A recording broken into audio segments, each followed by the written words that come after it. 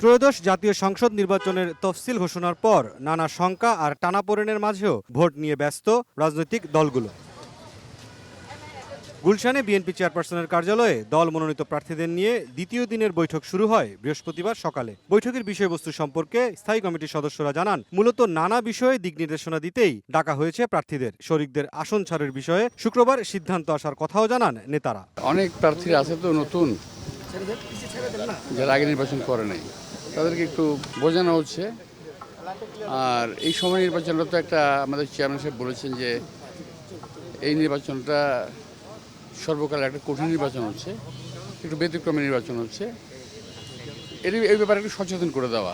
Max, দেশের সবচেয়ে শক্তিশালী 52.5 এন গ্রেডের পিসিসি সিমেন্ট। প্রধানত আমাদের নির্বাচনের ক্যাম্পেইন প্রচারণা যাতে ইতিবাচক দিকে থাকে, আমরা যাতে আমাদের বিরুদ্ধে যে সকল মিথ্যা প্রচারণা করা হয় সেগুলো যাতে উপযুক্ত জবাব দিতে পারি।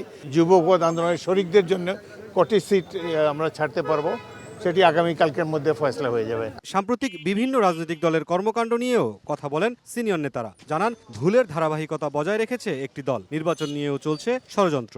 ভুলের দল এরা 47-এ ভুল করছে, 71-এ ভুল করছে, এখনো ভুল করতেছে। প্রত্যেকটা যাদের প্রার্থী আমরা মনোনীত করেছি তাদেরকে দেখেছি এবং তাদেরকে এই সব জিনিস পর্যালোচনা করে কিভাবে নির্বাচনে নামতে হবে সেই জন্য ট্রেনিং দেওয়া হচ্ছে। বুধবার 100 আসনে মনোনীত প্রার্থীদের সঙ্গে বৈঠক হয় গুলশানে। বৃহস্পতিবার নেতারা বসেন আরও 100 আসনের প্রার্থীদের সঙ্গে।